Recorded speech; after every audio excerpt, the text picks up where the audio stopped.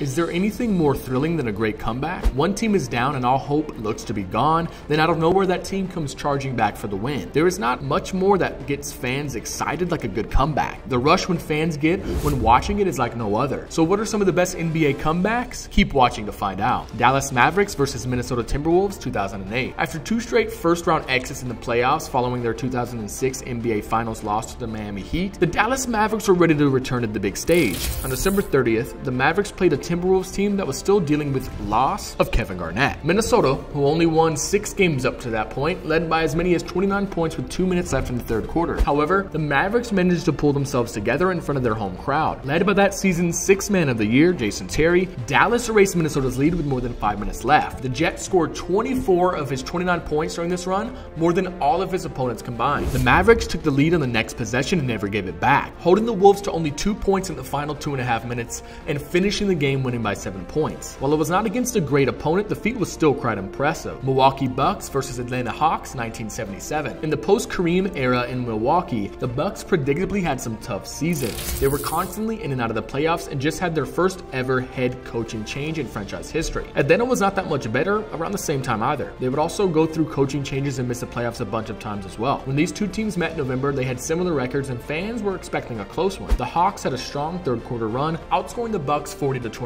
Atlanta was up by 29 in the fourth quarter and cruising towards a victory. But somehow the Bucks erased that deficit in less than 12 minutes, led by Junior Bridgman, and took the lead. To this day, the Bucks comeback is one of the best NBA comebacks in the fourth quarter, and the 41-11 fourth quarter score differential is still one of the best there is in the league ever. If this game happened today, the poor people of Atlanta would have to suffer through even more memes about Atlanta teams choking up big leads. Los Angeles Lakers versus Dallas Mavericks 2002. While the Mavericks made the list on the comeback side, now they're on the list as a team that choked a lead away. But no shame in doing that to the Shaq and Kobe Lakers though, right? The reigning three-peat Lakers had a rough start to the 2002 and 2003 season. It did not help that Shaq was battling injuries during that span. In this game against the Mavericks, they came in with a 7-13 record. As for Dallas, they only had 1 loss in their first 18 games and were looking good with Steve Nash and Dirk. The Mavericks came out and got things going early in this game. It was going so well that after an Adrian Griffin layup, the Mavericks were up 30 in the beginning of the third quarter. By the end of the third quarter, the Lakers were able to cut that lead all the way down to 27. Unfortunately for the Mavericks, that is when Kobe took the game over. Kobe went on in the fourth quarter to shoot perfect from the field and the line. This also includes his game-winning shot with 8.4 seconds left in the game. The Black Mamba outscored everyone in the fourth quarter, dropping a whopping 21 points. That was more than the entire Dallas team combined. The Lakers led for a total of 22 seconds the entire game, but it was enough for the win. Utah Jazz versus Denver Nuggets 1996. The all-star duo of Karl Malone and John Stockton lost 3 conference finals in the 1990s, and they were not going to be denied this time around.